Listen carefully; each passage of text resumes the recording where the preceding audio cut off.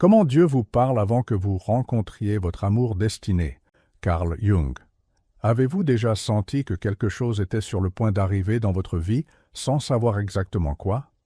Comme si une force invisible vous retenait, en silence, dans une pause, tandis qu'au fond de vous, une petite voix murmurait « Attends, ça arrive ».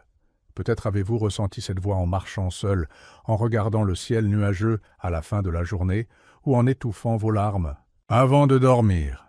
C'est un sentiment difficile à expliquer mais impossible à ignorer. Et peut-être, juste peut-être, était-ce Dieu qui tentait de vous parler avant de vous offrir l'amour que vous avez toujours cherché.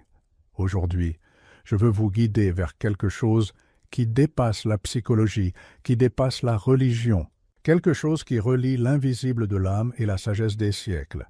Carl Jung disait que ce que nous ignorons dans notre inconscient finit par se manifester comme un destin. Et si le silence, la solitude, les relations qui échouent, ou même ce sentiment d'être perdu, n'étaient que des moyens pour Dieu de vous préparer avant de vous donner ce que votre cœur désire. C'est la promesse de cette conversation. Vous montrer, avec des mots que vous n'avez peut-être jamais entendus, comment il vous parle avant que vous ne rencontriez l'amour qui vous est destiné, et pourquoi vous devez apprendre à écouter avant de demander des réponses. Beaucoup de gens croient que la vie les punit, qu'ils sont oubliés. Mais ce n'est pas le cas, car l'appel divin ne vient rarement sous forme de miracle instantané. Il vient plus subtilement à travers des pauses, des vides, des coïncidences. Si vous êtes distrait, vous interpréterez tout cela comme de la malchance. Mais si vous avez les yeux de l'âme, vous comprendrez que ce silence n'est pas une absence, c'est une préparation. Beaucoup se demandent pourquoi toutes mes relations échouent-elles avant de réussir. La réponse peut être inconfortable, mais elle est libératrice. Peut-être parce que vous devez encore vous trouver vous-même avant de trouver quelqu'un d'autre. Peut-être parce que l'amour qui vous est destiné nécessite une version de vous encore en construction. Le problème, c'est que nous avons appris à associer l'amour à l'arrivée de quelqu'un. Mais Jung, comme les soufis, les philosophes et les poètes avant lui, disait la même chose. Le vrai amour ne vient que lorsque vous apprenez à être complet en son absence, lorsque vous n'avez plus besoin d'une autre personne pour vous reconnaître, lorsque vous arrêtez de mendier des miettes d'affection parce que vous avez découvert que vous êtes déjà entier, lorsque vous acceptez que votre propre compagnie suffit, une nouvelle énergie commence à se mouvoir. Car Dieu n'envoie pas l'amour pour compléter votre vie. Il l'envoie pour remplir ce que vous avez déjà construit avec lui. Mais avant cela, que se passe-t-il? La vie semble s'arrêter. Les choses ne progressent pas et vous ressentez un grand vide dans votre poitrine. Mais ce vide n'est pas une punition. C'est une coupe que l'on vide, car tant qu'elle contient de l'eau sale, il n'y a pas de place pour quelque chose de nouveau. Et surtout, si vous ne savez pas comment garder la coupe propre, tout se salira à nouveau. L'univers, Dieu, l'invisible, se soucie moins de vos désirs et plus de la structure de votre caractère. Ils veulent savoir, pouvez-vous supporter l'amour que vous réclamez si ardemment? C'est ici que l'âme entre dans le processus le plus délicat et le plus difficile, la purification.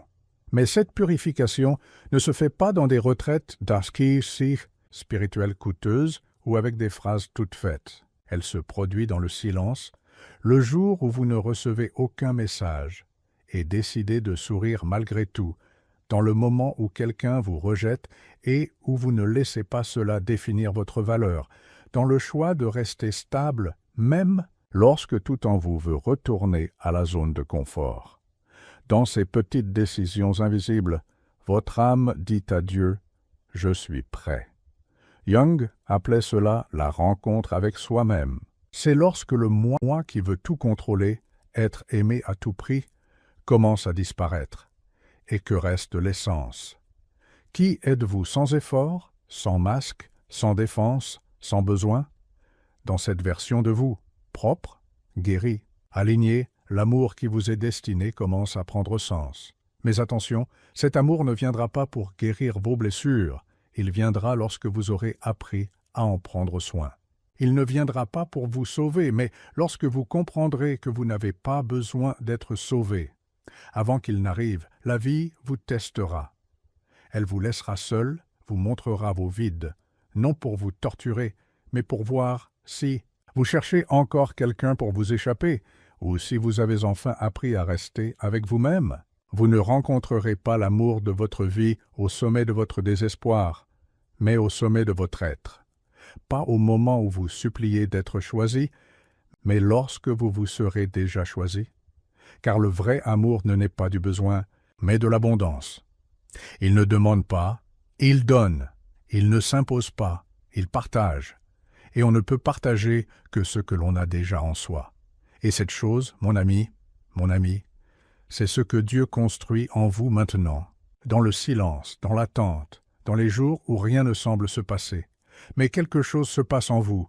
Peut-être dites-vous, j'ai compris tout cela, je suis mature, je suis prêt, et pourtant rien n'arrive.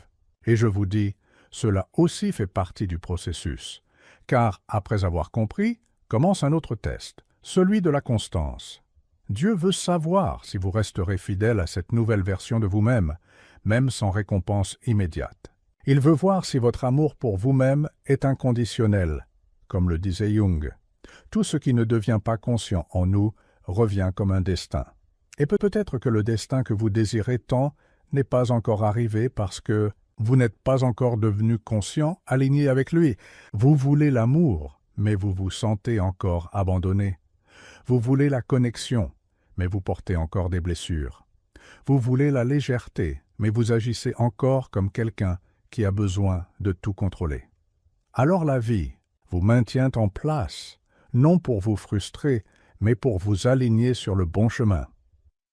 Dans ce processus, il y a de la douleur, de la nostalgie, de la frustration, mais aussi une belle reconstruction qui se produit à chaque fois que vous choisissez la paix même dans la solitude, à chaque fois que vous parlez avec plus de vérité, à chaque fois que vous apprenez à vous écouter. Vous devenez ce que vous êtes venu être. Et cette version de vous attire ce qui vous est destiné, non par besoin, mais par alignement. Et lorsque vous vivez dans cet alignement, vous n'avez plus besoin de demander des signes. Vous devenez le signe. Et si tout ce que vous avez vécu jusqu'à présent n'était qu'une préparation de Dieu pour ce moment? Et si chaque personne qui vous a blessé, vous avez montré ce que vous ne tolérerez plus jamais? Et si chaque fois que vous vous êtes senti oublié, c'était le ciel qui murmurait « Pas maintenant, pas encore, mais bientôt » ? Si vous ressentez quelque chose dans votre poitrine maintenant, ce trouble silencieux, cette larme qui ne coule pas mais pèse lourd, peut-être est-ce la confirmation que vous attendiez. Vous n'êtes pas brisé, vous êtes en construction, et ce qui vient est grand. Mais pour vivre l'exceptionnel, vous devez d'abord apprendre à préserver le simple, être en paix, même seul, être dans le silence même sans réponse, être complet même sans public. C'est le véritable appel. Et c'est là que tout commence à changer. Mais avant cela, il y a une autre clé, presque invisible, qui ouvre la porte à l'amour véritable. Dans la suite, je vous montrerai ce qui se passe spirituellement au moment où vous lâchez prise et pourquoi presque tout le monde abandonne le processus juste avant que la réponse n'arrive. Vous comprendrez comment reconnaître ce moment et quoi faire pour ne pas reculer devant votre destin. La graine ne fleurit pas à la surface. Tout ce qui se transforme profondément le fait dans l'obscurité. Carl Jung disait que tout processus d'individuation, c'est-à-dire devenir ce que vous êtes vraiment, passe par une étape inévitable, la descente dans l'ombre. Et l'ombre n'est pas un endroit confortable. C'est là que vivent les parties de vous que vous avez essayé d'ignorer toute votre vie, les peurs cachées sous un masque de force, les blessures dissimulées par des sourires, les manques camouflés par l'indépendance. À cette étape du voyage, beaucoup reculent, car affronter l'ombre signifie s'affronter soi-même, sans masque. Et cela fait mal, très mal. Mais c'est aussi là que se trouve l'or. Oui, l'or. Car selon Jung, ce que vous désirez le plus se trouve précisément là où vous ne voulez pas regarder.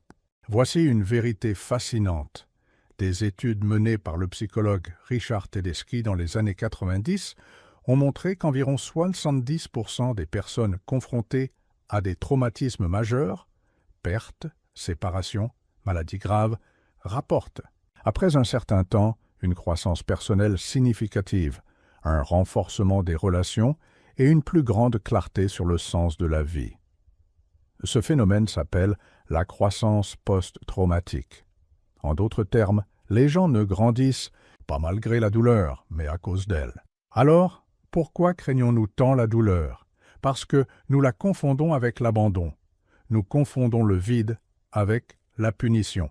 Et cette confusion est ancienne. Elle remonte à l'enfance. Elle remonte à ces moments où vous pleuriez dans votre berceau, attendant que quelqu'un vienne, et parfois, personne ne venait. Elle remonte aux fois où vous avez appris que montrer votre douleur était dramatique, que ressentir profondément était une faiblesse, et qu'avoir besoin d'un câlin était une dépendance. Et maintenant, en tant qu'adulte, vous répétez cette logique avec Dieu. Quand il se tait, vous pensez « il m'a oublié ». Quand il tarde, vous pensez « je ne suis pas digne, mais peut-être ». Peut-être est-il justement là, dans ce silence. Peut-être attend-il simplement que vous arrêtiez de chercher des réponses pour pouvoir entendre la seule réponse qui compte vraiment. Qui êtes-vous devenu au milieu de cette attente? Avez-vous remarqué que certaines personnes ne trouvent l'amour que lorsqu'elles arrêtent de le chercher? Qu'elles ne trouvent la paix que lorsqu'elles s'autorisent enfin à se reposer? Ce n'est pas une coïncidence. C'est la preuve que l'univers répond à ceux qui résonnent avec l'être, pas avec le désespoir, à ceux qui vivent avec intégrité, pas dans la précipitation. Laissez-moi vous raconter l'histoire de Clara. Clara a 59 ans. Elle a été mariée pendant 22 ans, a élevé 2 enfants et a travaillé comme enseignante pendant des décennies. Aux yeux des autres, elle menait une vie stable, mais en elle, Clara était vide. Son mariage s'est terminé. Ses enfants ont grandi et sont partis vivre loin. Et soudain, elle s'est retrouvée seule pour la première fois depuis des décennies. Personne ne dépendait d'elle. Personne ne l'appelait pour savoir où elle était. Le silence, qui lui avait d'abord semblé une liberté, est devenu un abîme. Elle a essayé de combler le vide avec les réseaux sociaux, les séries télévisées, les formations. Rien n'a fonctionné, jusqu'au jour où, en rangeant un placard, Clara a trouvé un vieux carnet contenant des lettres qu'elle s'était écrites à elle-même à 20 ans. Rêve, désir, promesse, une phrase l'a particulièrement touchée. « J'espère ne jamais oublier qui je suis, même quand tout change autour de moi. » Clara a pleuré. Elle a pleuré comme elle ne l'avait pas fait depuis des années. Et à ce moment-là, dans le silence, dans l'absence, elle a compris. Elle n'avait pas été abandonnée. Elle avait été invitée à se retrouver. Aujourd'hui, Clara n'est pas dans une nouvelle relation, mais elle est vivante, plus vivante que jamais. Elle a appris à cuisiner pour elle-même avec amour, à marcher en silence avec gratitude, à écouter sa voix sans jugement. Elle dit « Si l'amour vient, ce sera beau. Mais s'il ne vient pas, j'ai déjà trouvé l'essentiel, moi-même. » C'est l'histoire que la plupart des gens n'entendent pas, car nous vivons entourés de récits qui disent que la vie n'a de valeur que si elle est partagée. Mais l'âme, elle, sait qu'il y a une beauté unique dans la solitude, une liberté sacrée, à être complet même sans témoin, et c'est à ce moment-là que l'univers change la nature du test. Car lorsque vous arrêtez de mendier des signes, vous devenez le signe. Lorsque vous arrêtez de chercher des garanties, vous devenez la stabilité. Lorsque vous incarnez tout ce que vous demandiez dans vos prières, Dieu vous regarde et dit « Maintenant, oui ». Mais ce « maintenant, oui » ne vient pas avec des feux d'artifice. Il vient avec des détails subtils, des rencontres qui semblent aléatoires, mais changent tout, un message inattendu, une légèreté dans la poitrine qui apparaît au milieu du chaos. Avez-vous déjà ressenti cela? Avez-vous vécu ces moments où vous avez senti une paix sans raison objective, même avec des factures à payer, des problèmes émotionnels, une vie incomplète? Avez-vous ressenti ce beau silence, cette présence douce, cette certitude qui ne venait pas de la logique, mais du cœur. Écrivez ici si vous l'avez vécu, juste écrivez, je l'ai ressenti.